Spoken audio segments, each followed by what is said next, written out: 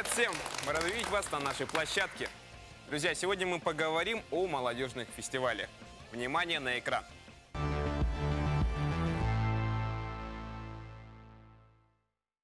Новые эмоции и новые знания. Все это призвано дать своим участникам фестивалей, которые являются популярной формой социальной культурной деятельности детей и молодежи. Твори, развивайся, будь собой. Надежда Махначевская – первый заместитель министра по делам молодежи и социальным коммуникациям Якутии. Ведомство уже третий год ответственного за организацию фестиваля «Мус-Устар», призванного стать главным молодежным брендом республики. Являются ли крупные фестивали лучшим способом коммуникации государства и молодежи? И действительно ли они нужны якутской молодежи?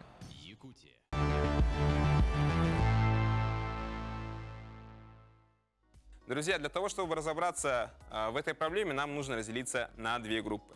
Мечтатели – это те, кто считают, что большие фестивали – лучшая форма для объединения и создания атмосферы для диалога. А реалисты – это те, кто считают, что 21 век – это информационное время, а пасховидная молодежь больше заинтересована в онлайн-мероприятиях и иных формах коммуникации. При этом каждая из сторон должна стараться перетянуть на свою сторону больше участников с противоборствующих. В конце передачи у каждого из вас будет возможность поменять свою точку зрения. Соответственно, мечтатель, который убедился в аргументах реалистов, может перейти к ним и наоборот. Итак, выбираем зоны. Мечтатели располагаются справа, реалисты слева. Делимся. Итак, встречаем нашего героя. Первый заместитель министра по делам молодежи и социальным коммуникациям Республики Саха-Якутия Надежда Вячеславовна Махначевская.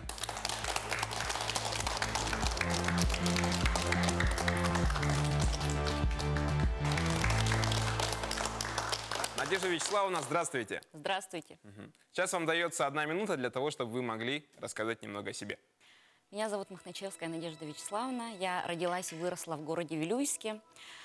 По профессии я финансист. Высшее образование я получала в Хабаровской государственной академии экономики и права. Переподготовку по госслужбе, госуправлению и прошла подготовку управленческих кадров нового формата МПИ. Сейчас занимаю должность первого заместителя министра по делам молодежи и социальным коммуникациям. Всю свою сознательную жизнь я работаю на государственной гражданской службе, вот уже 20 лет.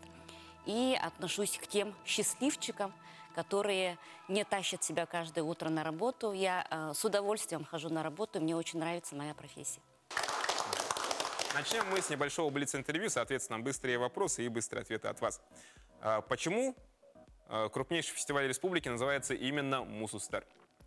Потому что он проводится в преддверии апреля месяца, по-якутски это «Мус-Устар», и в это время у нас тает лед. Удовлетворена ли, на ваш взгляд, якутская молодежь вниманием со стороны государства? Мне кажется, безусловно, да, потому что такого внимания к молодежи не было, наверное, никогда. Что, на ваш взгляд, нужно современной молодежи? В принципе, внимание, вот как мы сказали, да, к молодежи, оно есть со стороны государства. Сейчас современной молодежи нужно только желание трудиться и воплощать идеи в мечты. Если немного подробнее раскрыть работу министерства, какие основные вопросы, которые решает Министерство по делам молодежи и социальной коммуникации? Это Министерство по делам молодежи и социальным коммуникациям, это в первую очередь орган исполнительной власти. То есть в первую очередь это нормотворческая база. Мы готовим законы, нормативные документы, которые регламентируют политику, делают условия, создают условия для работы и жизни молодежи в обществе на территории Республики Саха-Якутия. Это основные функции такие. Согласны ли вы с мнением, что министерство охватывает в своей работе лишь малую часть молодежи? И как, на ваш взгляд, это можно исправить? На самом деле с молодежью работают, наверное, все министерства, ведомства в какой-то части, да, по своим отраслям. Функции Министерства по делам молодежи и социальным коммуникациям – это охватить ту молодежь, в первую очередь, досуга и создать, ну, я как сказала, условия в виде нормативно-правовой базы. Как вы считаете, решает ли министерство реальные проблемы молодежи?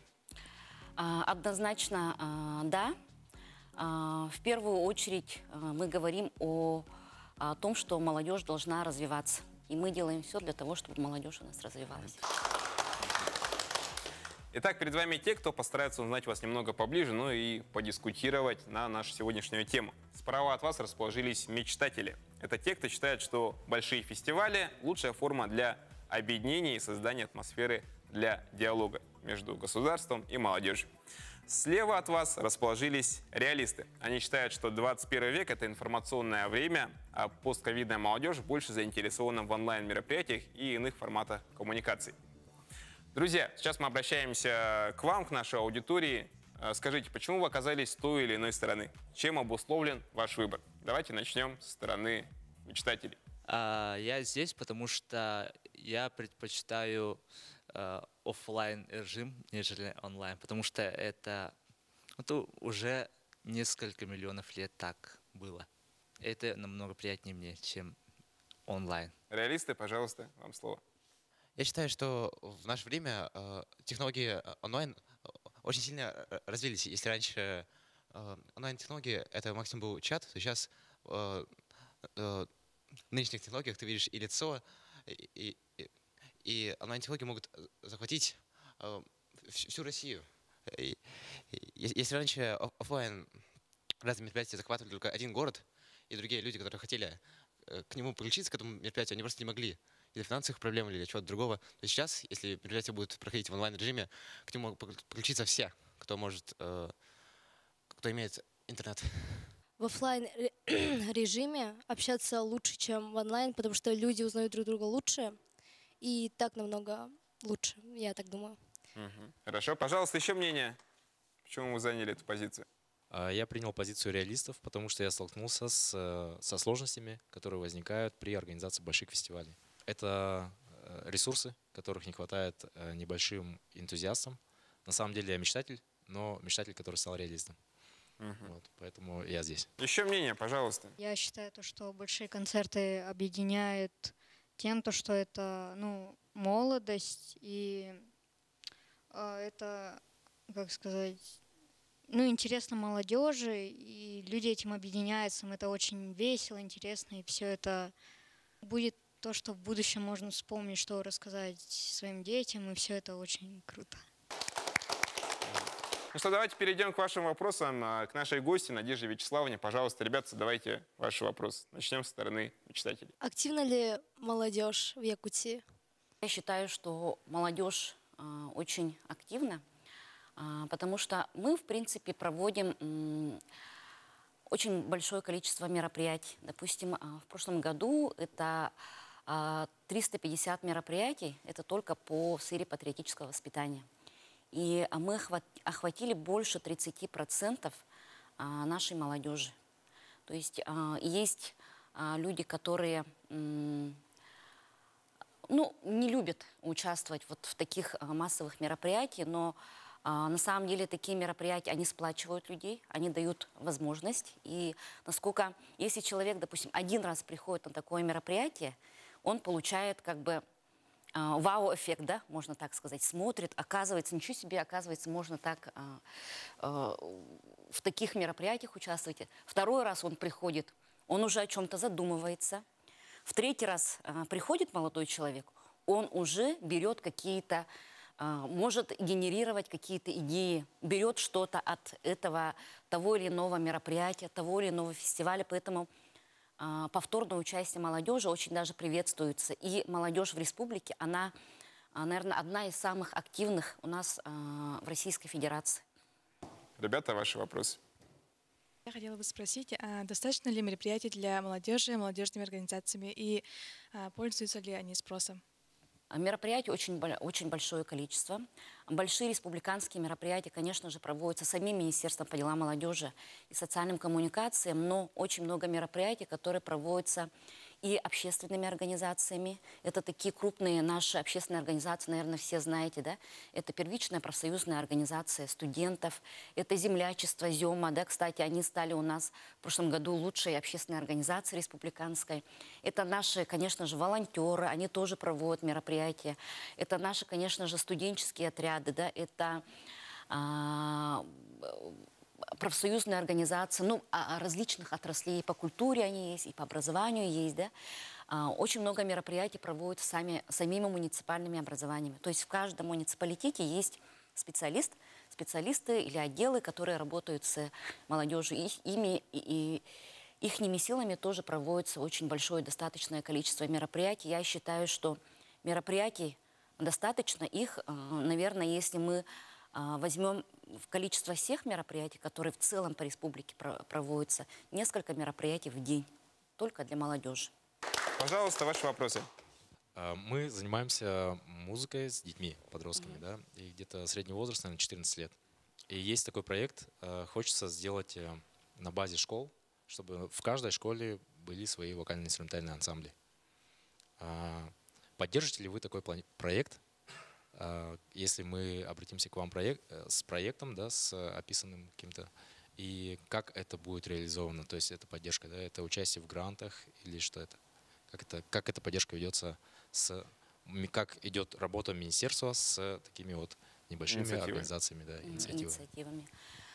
Ну, вы, наверное, сами ответили на свой вопрос. Это, конечно же, если мы говорим о финансовой поддержке, это, конечно же, в первую очередь это гранты. Но гранты главы, вы знаете, есть такой очень большой проект, который был инициирован главой нашей республики Айсеном Сергеевичем Николаевым еще в 2020 году. Он зародился, мы объединили все гранты и субсидии, которые предоставлялись общественным организациям, но юридически зарегистрированным в Министерстве юстиции. Мы организовываем по ней работу, то есть защищаем бюджет, делаем по нему правила, порядки и так далее.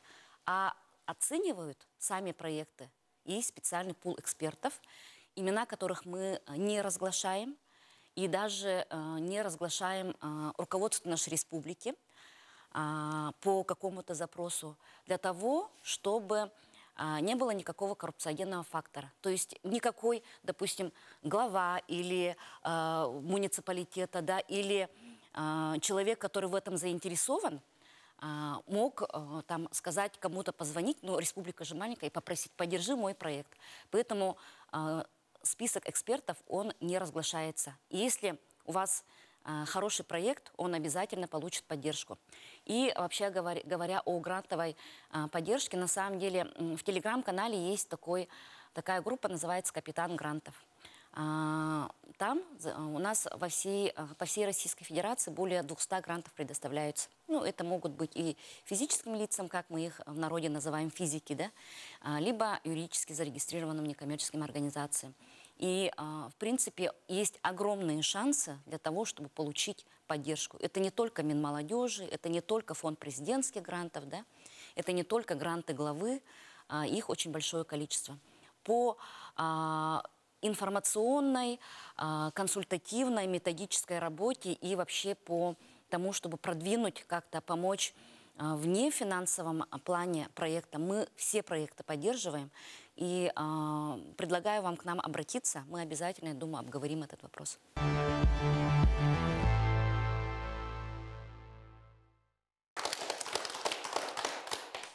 Ваши вопросы страны мечтателей. Что мотивирует молодежь заниматься общественной деятельностью? Очень хороший вопрос общественной деятельностью. Я думаю, тут ответ должен быть краток. Во-первых, это человек вносит свою лепту в развитие своей территории, в развитие тех людей, которые его окружают. И это, в первую очередь, самая такая вот мотивация сильная. Спасибо. Пожалуйста, еще вопросы со стороны реалистов.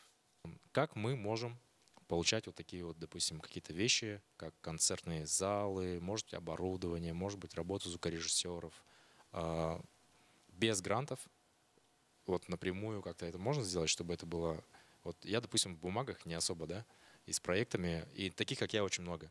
Те люди, которые вот свою работу хорошо делают, а вот где-то там, ну, как, грубо говоря, бюрократией заниматься, да, вот эти бумаги там и так далее, это сложно для некоторых людей.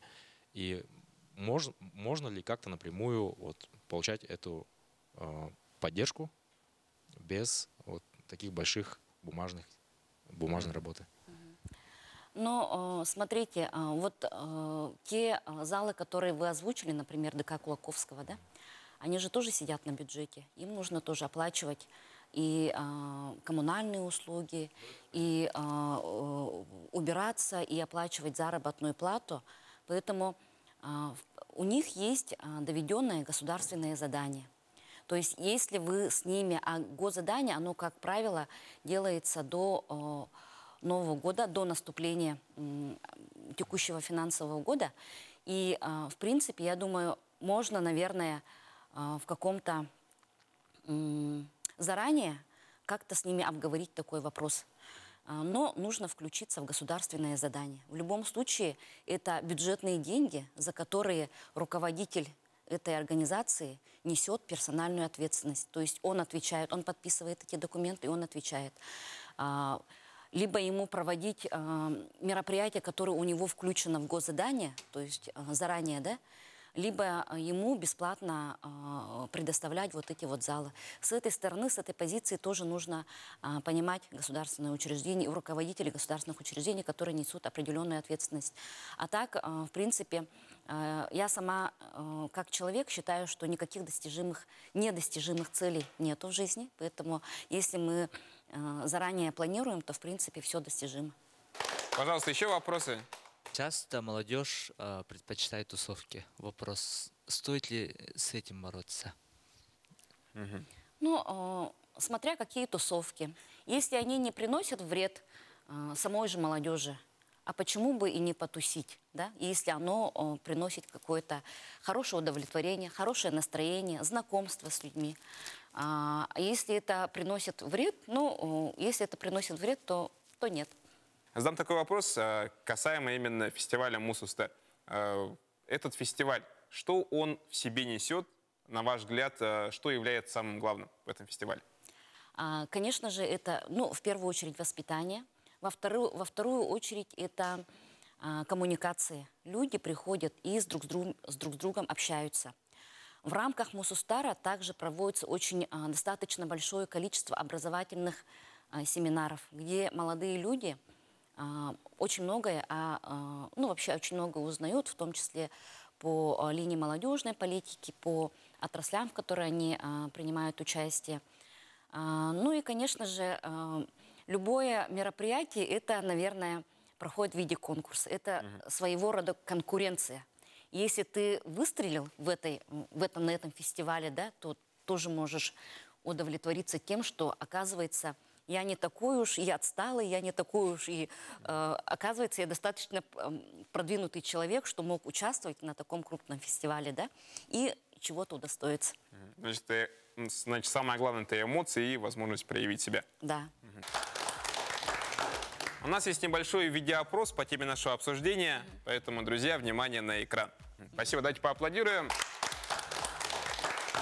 У нас есть небольшой видеоопрос по теме нашего обсуждения, поэтому, друзья, внимание на экран.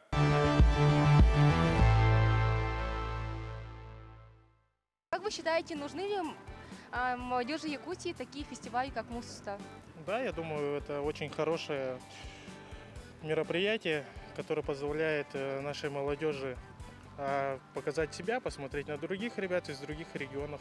Мус Устар — это очень хорошо. Фестиваль для молодежи, я считаю, что для выявления талантов, для выявления проектов молодежных. Почему бы и нет? Очень полезное мероприятие для нашей республики. Для молодежи, чтобы развивалась, да, чтобы было на уровне, конечно, наверное, можно. Нужно. Безусловно, нужны, потому что они же еще играют просветительскую роль большую. Это замечательно, когда человек из дня получает новые знания, мне кажется, конечно. Нужно, конечно. Для развития, для общения. Ну, такие мероприятия – это очень эффективные мероприятия. Это для молодежи это может стать прорывом, да, в плане культурного, творческого, да, и именно в повышении своей компетенции, да. Ну, я считаю, что такие мероприятия, то, что проводятся, это замечательно. Ну, хотелось бы, чтобы еще в следующем году тоже проводились. Ну, такое у меня мнение. Ну, я пока об этом вообще ничего не знаю. Я недавно сюда переехала. По-моему, это обязательно, потому что человек как личность должен развиваться творчески и находить все новые и новые потребности. В принципе, творчество человеку очень сильно помогает. Я думаю, да, я наслышана о Мус Устар, потому что я считаю, что это как-то развивает весь типа потенциал молодежи и дает вызов вот выйти из зоны комфорта. Мус Устар, да, конечно, потому что, видите, там они киберспорт сейчас развивают, как я знаю, там PUBG Mobile, все дела, вот это прикольно как бы. Потому что по разным направлениям вот это развитие, вот это, она просто по-любому скажется на будущее. И у нас будут всякие такие вот профессиональные киберспортсмены. Я со стороны именно киберспорта смотрю, а так, да, как фестиваль это хорошо, отлично. Это один из самых больших фестивалей, насколько я думаю. Раньше был ЗОЖ Жигай, но сейчас его нет. Мус Устар, ему для него замена. Но не по со стороны хип-хапа, конечно, вот, субкультура. Ну, так нормально. Да, конечно. Более того, я являлась соорганизатором, принимала участие в организации мероприятия и видела, насколько была активна подготовка. И думаю, что участники все были абсолютно довольны.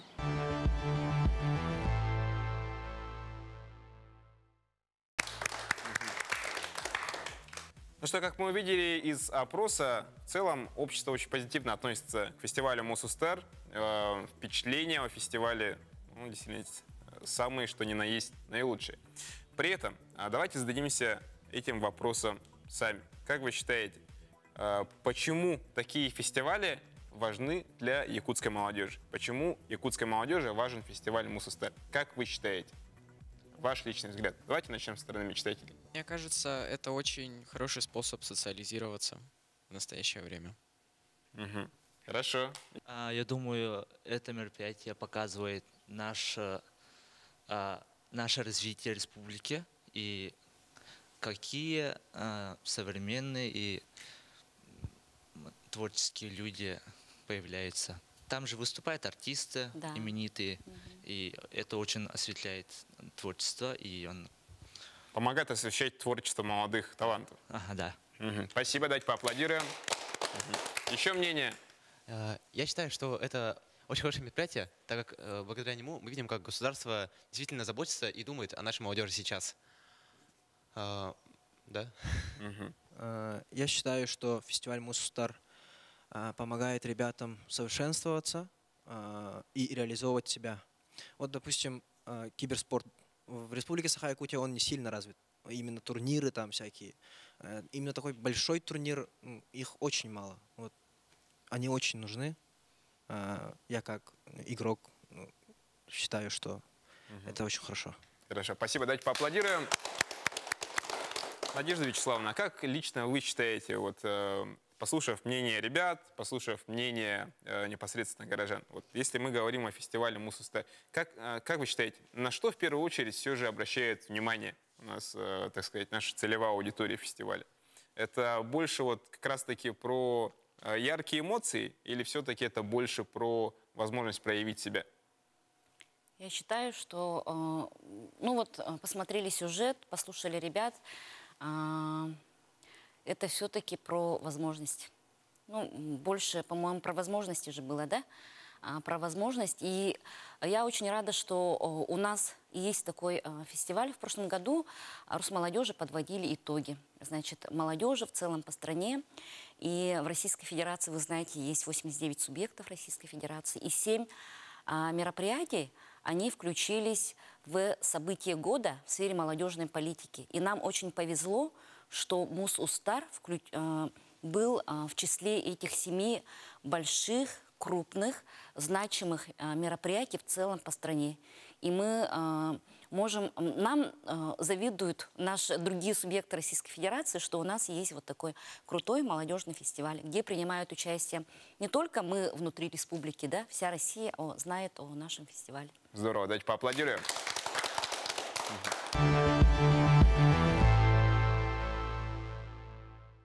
Друзья, как вы считаете, каким образом вот все же коронавирусная пандемия повлияла на нашу молодежь? Стала ли она более активной или пассивной? Вообще, к чему?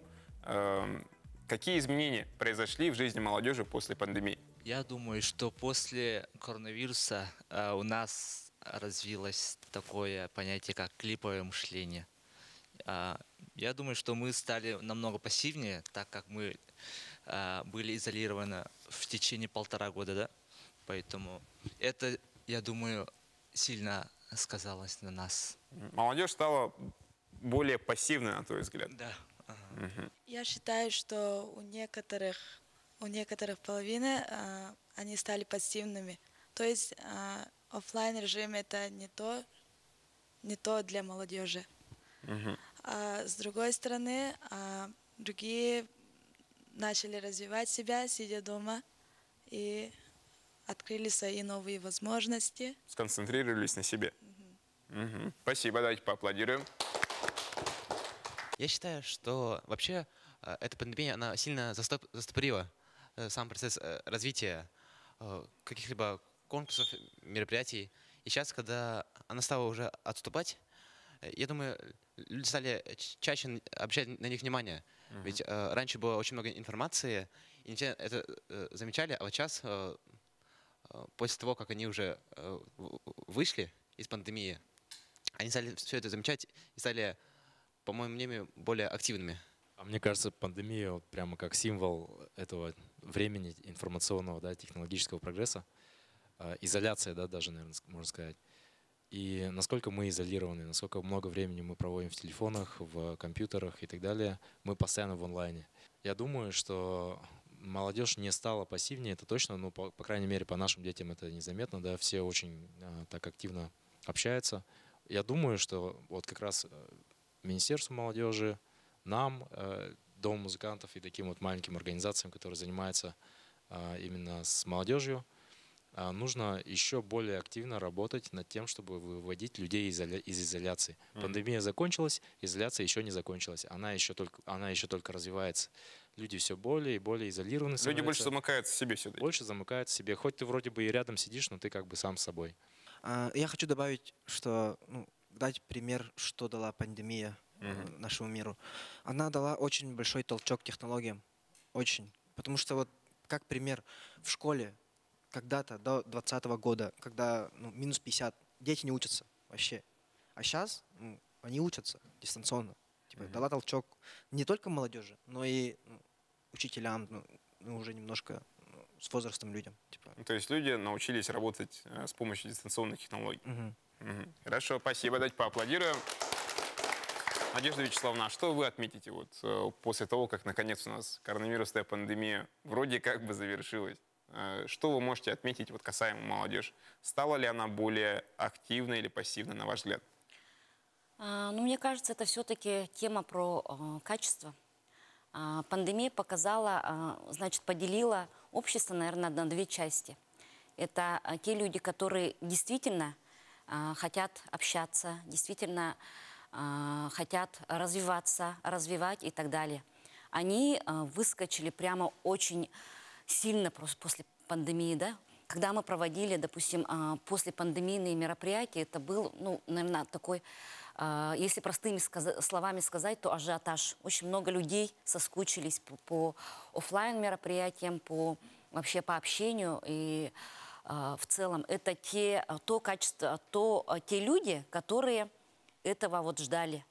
А есть тот тип людей, который в принципе решил, оказывается, можно и без этого обходиться. Можно сидеть дома, ни с кем не общаться. И абсолютно согласна с ребятами в том плане, что вот эту вот сторону ребят нам нужно, конечно, после пандемии перетаскивать в ту нашу сторону, которая хочет развиваться. Это действительно есть своего рода прогресс в какой-то стороне есть свой прогресс, а в какой-то стороне есть отставание, наверное. Это, наверное, больше про качество людей.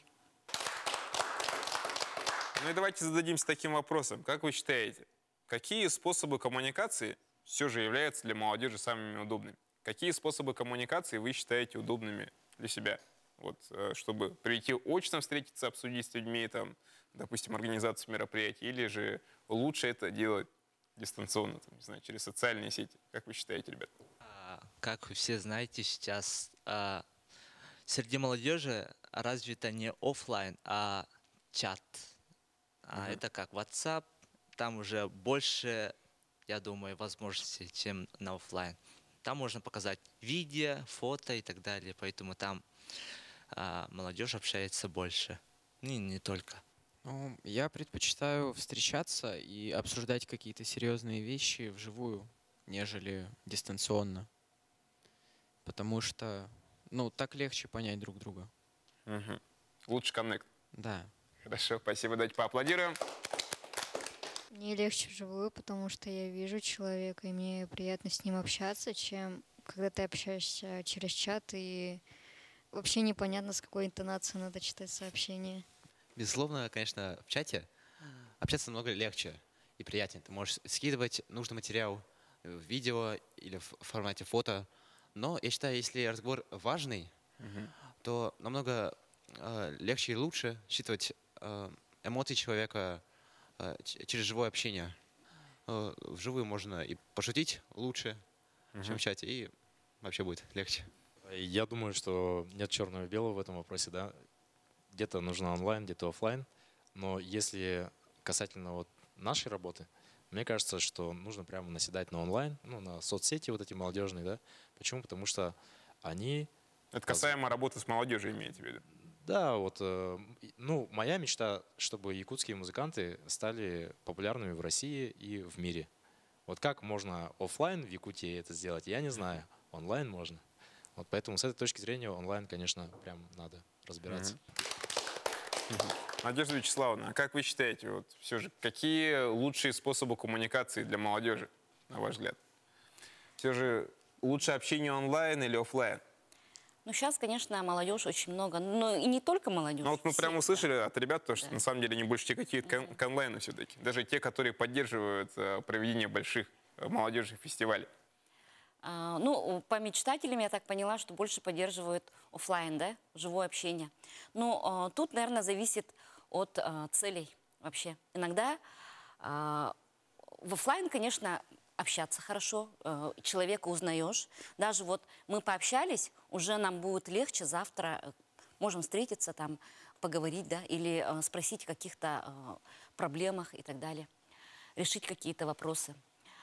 Есть вот такое, но и онлайн-общение для, ну вообще не только для молодежи, да, для людей, оно тоже, иногда вообще вот стесняешься какой-то вопрос, легче онлайн спросить, да. Либо вот я позавчера, нам нужно было срочно вчера посовещаться с Росмолодежью. Взяли, подключились, они в Москве, мы ничего не потратили, включили в телефоне, как бы подключились и все, пообщались, решили вопросы. Онлайн-общение, да. Когда касается каких-то важных тем, конечно, очень правильно сказали ребята, какая интонация, кто как смотрит. Это тоже очень важно в живом общении решать те или иные вопросы. Поэтому есть в онлайн очень хорошие штуки, как группы, да. Обычно не общаешься со своими там бывшими коллегами, друзьями и так далее, да. А в онлайн-группах ты вроде бы как всегда на связи, всегда знаешь, кто чем дышит, и всегда знаешь, ну, грубо говоря, кто чем живет, да. Это тоже есть определенного рода плюсы. Но живое общение не заменит ничего. Надежда Вячеславовна, какой совет вы бы хотели дать нашим сегодняшним ребятам? Ну, я, наверное, больше с позиции не как первый заместитель министра молодежи, да, а я, наверное, больше с позиции как родитель. В первую очередь, конечно же, чего я требую от своего ребенка? Это в первую очередь трудиться. Вот как меня тоже воспитывали. Мои бабушка с дедушкой и родители. В первую очередь человек, который трудится, человек, который работает, человек, который не унывает, он всегда рано или поздно достигнет своей цели, той цели, которую он поставил. Это в первую очередь. И не надо ничего стесняться. Если ты делаешь хорошую, позитивную вещь, которая принесет себе или другим окружающим людям, должно принести что-то хорошее, тут нету правильных или неправильных ответов, вопросов, тут нету правильных или неправильных действий. Если это хорошо, если это позитивно, то нужно делать. И человек, в принципе, сам по наитию, по интуиции знает, как это нужно сделать. Поэтому я желаю нашей молодежи двигаться, развиваться, обязательно принимать участие в мероприятиях, которые проводятся. В первую очередь это такие крупные мероприятия. И не обязательно это должно быть крупными мероприятиями. Да вообще вот в целом быть позитивными и смотреть на жизнь с позитивным взглядом. Ну что, у нас сейчас наступил тот самый момент истины, когда вы можете поменять свою точку зрения. Соответственно, мечтатель, который убедился в аргументах реалистов, может перейти на их сторону, ну и наоборот, реалист, который убедился в аргументах мечтателей, перейти к ним. Определяемся со своей окончательной позицией, ну и на счет 3 можно будет перейти. Так, 1, 2, 3. Можно перейти. Все остались при своих мнениях. Никто не переходит. Надежда Вячеславовна, кого из наших участников вам бы хотелось отметить? Я хочу вот выбрать вот девушку.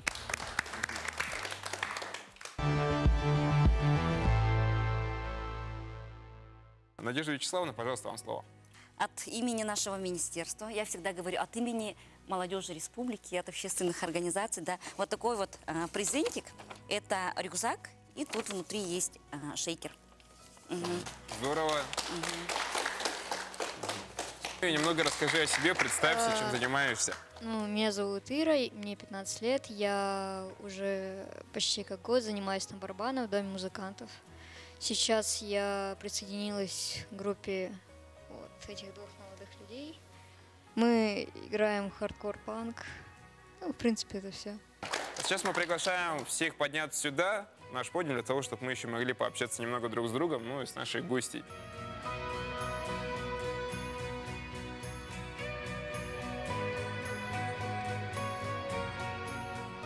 С вами была программа «Я молодой» и ее ведущий Антон Васильев. Будем развиваться вместе на благо себя и родной республики. Всем пока!